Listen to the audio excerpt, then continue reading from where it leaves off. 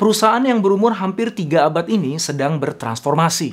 Setelah mati suri cukup lama, Pos Indonesia serius berbenah. Di bawah kepemimpinan CEO barunya, Bapak Faisal Djumadi, PT Pos meluncurkan QPOS, Postpay, dan Postblok, serta Refocusing Postlock. Misinya menjadi top 3 penyedia layanan kurir di Indonesia. Dan hanya dalam waktu 7 bulan sejak pengangkatannya, Pak Faisal mendapatkan anugerah BUMN sebagai Best CEO Driving Transformation 2021. Wow, apa aja sih yang beliau lakukan? Apa strategi pemenangan PT Pos atas JNE, JNT, dan Si Cepat? Apa saja tantangannya? Nah, daripada kita main tebak-tebakan, lebih baik kita tanya langsung aja yuk ke Pak Faisal. Dalam episode pertama di Insider ini, beliau belak-belakan membuka semua kartunya tanpa saringan sedikit pun.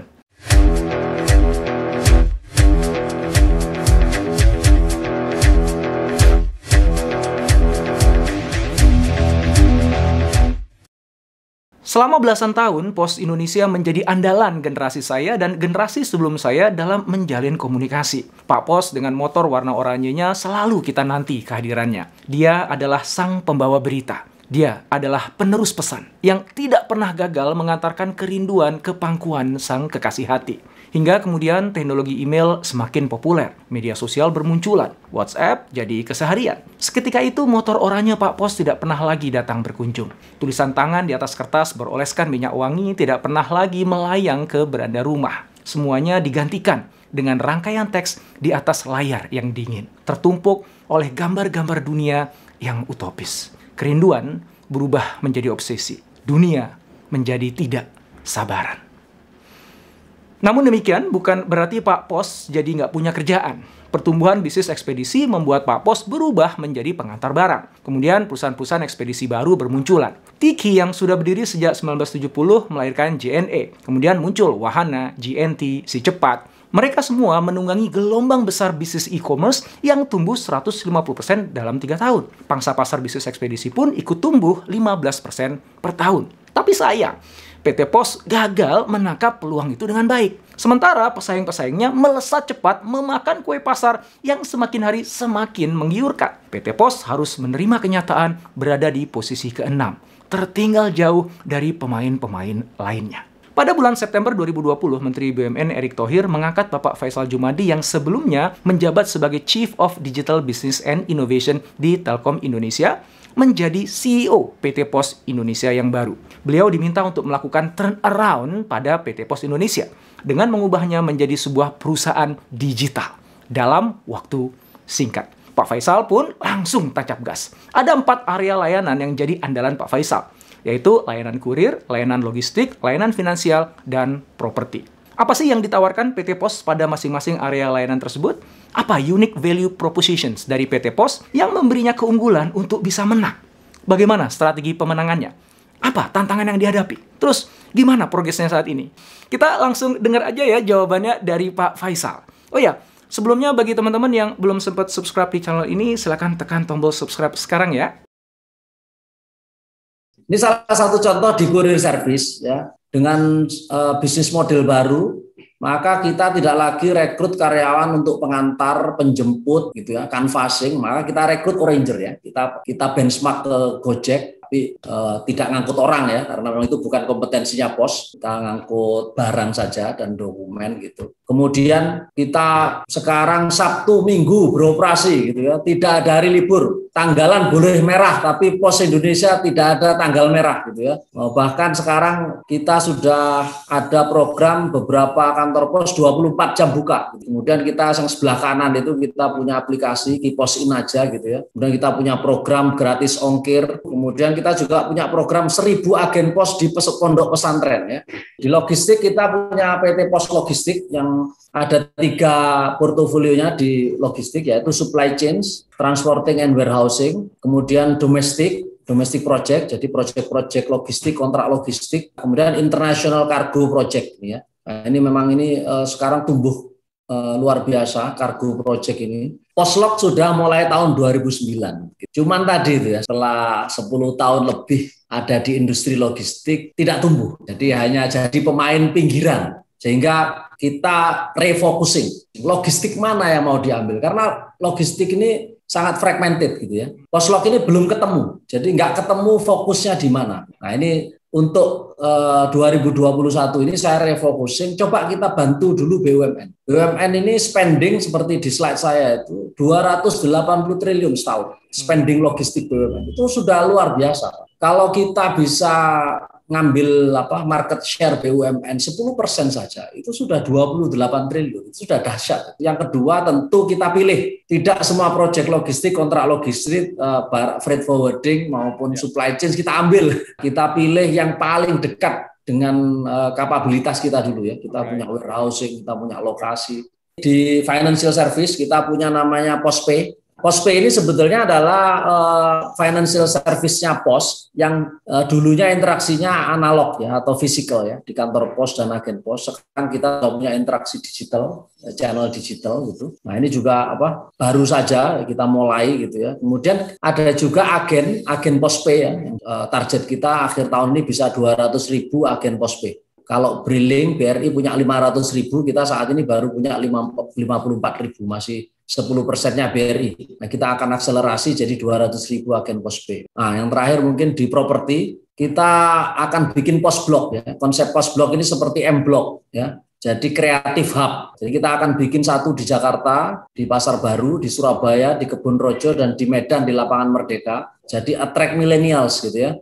Anak-anak muda kalau datang ke kantor pos tuh ada kafe di sana, ada musik, ada. Kita kerjasama dengan pengelola M Block, jadi nanti suasananya mirip seperti M Block, dan gedung-gedung kita itu bersejarah, usianya lebih dari 100 tahun, dan anak-anak muda sekarang ini suka dengan back to zaman-zaman gedung-gedung bersejarah, mereka suka sekali. Dan kita punya ada 102 gedung bersejarah, termasuk yang Surabaya di Kebonrojo itu bekas sekolahnya Bung Karno, ya SMP itu Bung Karno di sana. Kita kan tahu ya bahwa inisiatif seperti yang POSPay, ya, kemudian juga QPOS, itu sebenarnya bukan barang baru, Pak ya. Artinya pesaingnya POS juga udah melakukan itu sejak jauh-jauh hari gitu. Bahkan mereka sudah punya brand yang melekat di hati pelanggan, mereka bisa jadi punya teknologi yang udah lebih mature dengan PT POS. Nah, pertanyaannya adalah apa sih keunggulan atau value propositions yang ditawarkan oleh PT POS yang memungkinkan PT POS bisa bersaing, bahkan mengungguli mereka? Oke. Wah, ini pertanyaan yang cukup sulit ini ya. Jadi memang kalau kita bicara unique value proposition, ini memang hari ini paling sulit itu mencari itu. Misalkan OVO Dana, they have a digital platform, but they don't have physical platform. Ya kan? Mereka punya fintech, mereka punya interaksi digital, yes, setuju. They don't have physical platform. Maka yang mereka kerjakan adalah bekerja sama dengan bank ya. Bisa diambil di ATM, bisa diambil di Indomaret. We can do the same thing. Exactly. Dengan mereka di financial service. Tapi kelebihannya kita punya agen ya ribuan, punya kantor pos ribuan. Itu jadi value proposition yang berbeda. Mereka target marketnya hanya millennials. Kita target marketnya bukan hanya orang desa. Jangan salah ya, banyak sekali pelanggan kita ini yang takut masuk bank. Masuk bank aja takut, nggak pede Pak. Pakai sarung, pakai sandal jepit itu nggak pede masuk bank. Tapi kalau masuk kantor pos itu rasanya seperti masuk rumah sendiri. Seperti rumah sendiri gitu ya. Itu masih banyak.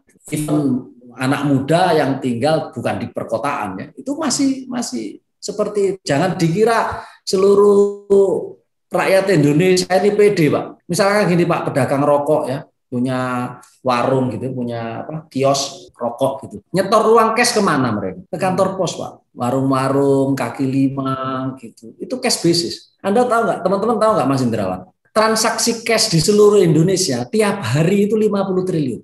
Kalau pemirsa di sini sudah nggak ada yang pakai cash kan, semuanya pakai e-wallet, pakai transfer, pakai kredit card, debit card. Itu hanya yang ada di sini Pak. Jadi transaksi cash per hari rata-rata di Indonesia itu 50 triliun. Jual beli ya. Teman-teman aja kalau ke mana Alfamart, Indomaret aja masih banyak yang pakai cash kan. Jarang yang pakai OVO Dana, Link aja gitu-gitu kan. GoPay gitu. Masih banyak yang cash. Apalagi di desa, di kampung, di kecamatan. Cash basis. Setahun 15.000 triliun cash transaction. 15.000 triliun cash transaction. Informasi juga yang cukup valid. BRI itu punya 500.000 agen Briling. Setahun transaksinya berapa? 800 triliun. Hanya 800 triliun. Itu 1/15 ya, dari cash transaction. Jadi perlu dikeroyok ini. Jadi pasarnya masih luas ini ya. BRI punya 500.000 agen, BNI punya kalau nggak salah 200.000, Mandiri punya 100.000, kita punya 54.000. Mungkin yang lain BCA apa punya agen-agen jasa keuangan. Belum habis itu untuk mengambil market 15.000 triliun transaksi per tahun.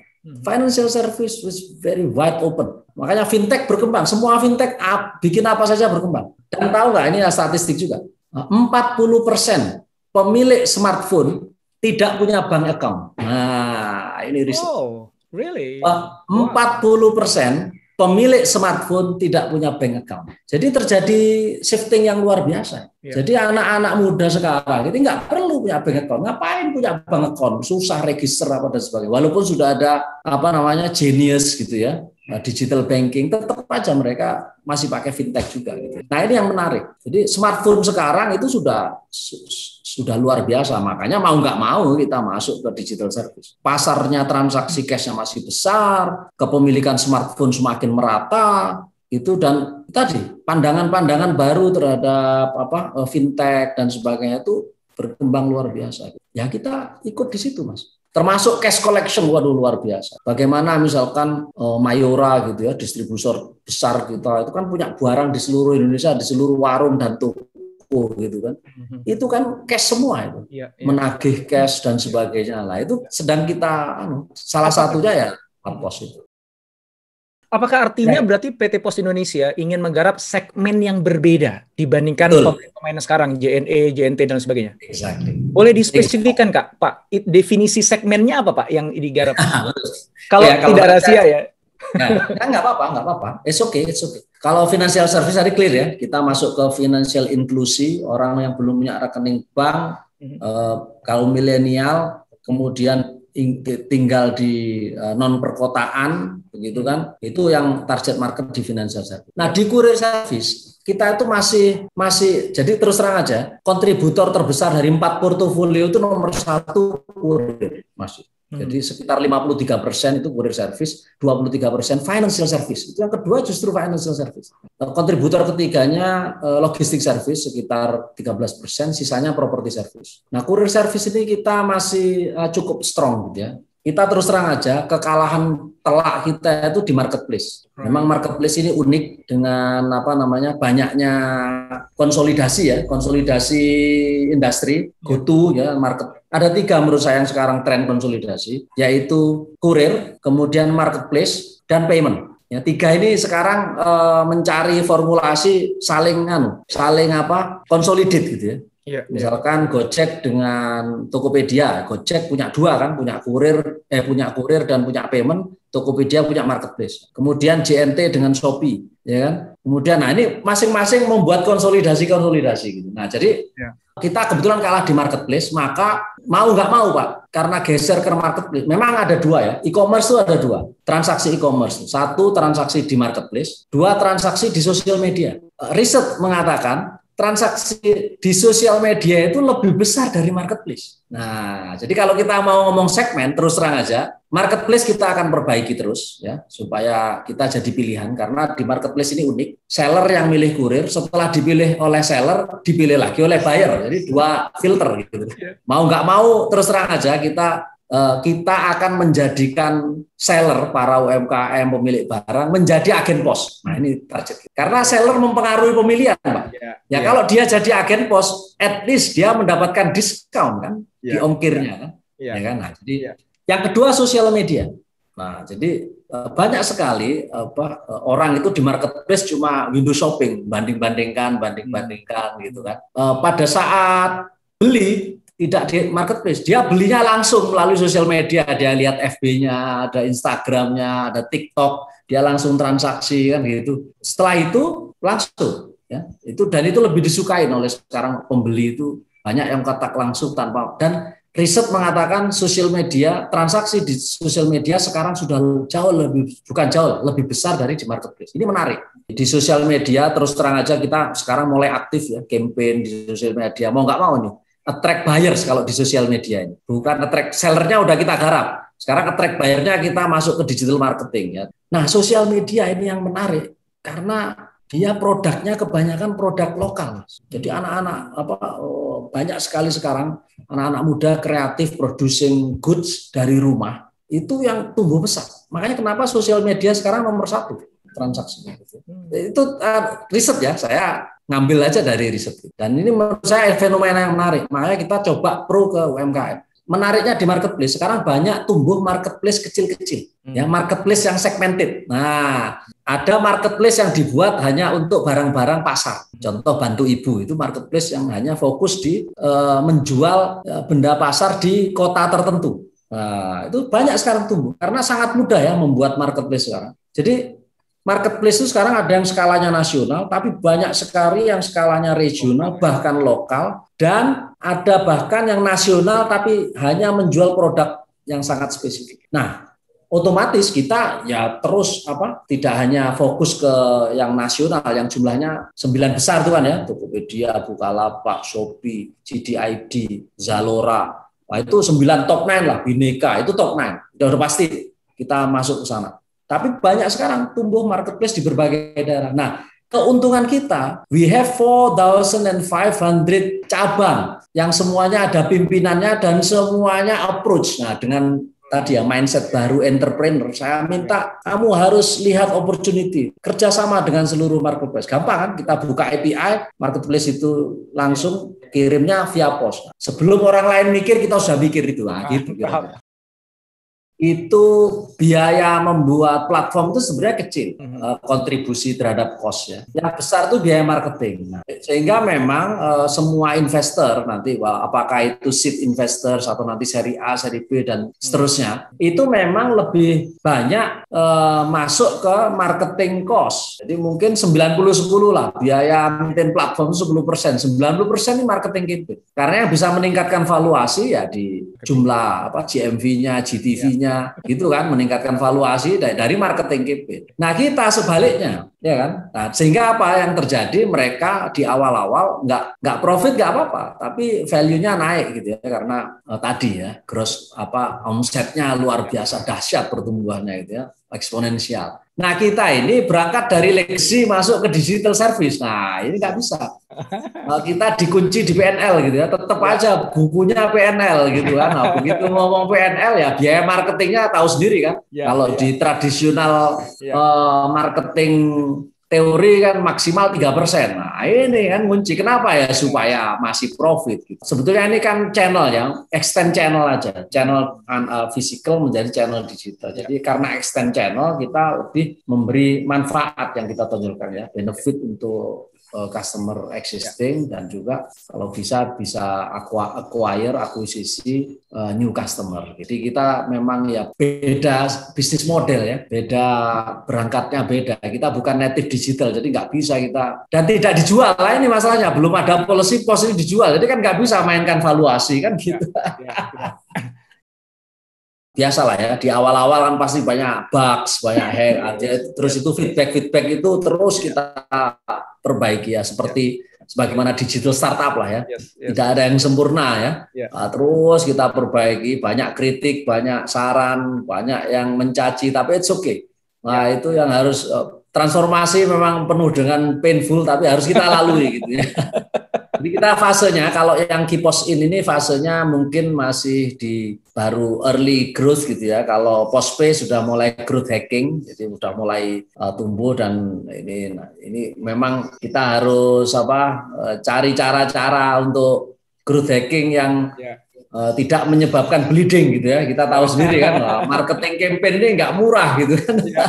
Nah, itulah tadi ringkasan obrolan saya dengan Pak Faisal Djumadi. Dan sekarang Anda mungkin bertanya nih, apa sih tantangan yang paling besar yang beliau hadapi saat berupaya mentransformasi PT Pos Indonesia? Jawabannya, Anda pasti sudah menduga nih, SDM. Nah, di episode berikutnya, kita akan kupas tuntas urusan SDM PT Pos Indonesia ini. Sementara itu, apa pandangan Anda tentang peluang PT Pos untuk menjadi top 3 penyedia layanan kurir di Indonesia? Dan apa alasannya? Tulis jawaban Anda di kolom komen di bawah ya, kita diskusi. Jika Anda menemukan video ini bermanfaat, silahkan subscribe, like, dan jangan lupa untuk nyalakan notifikasinya.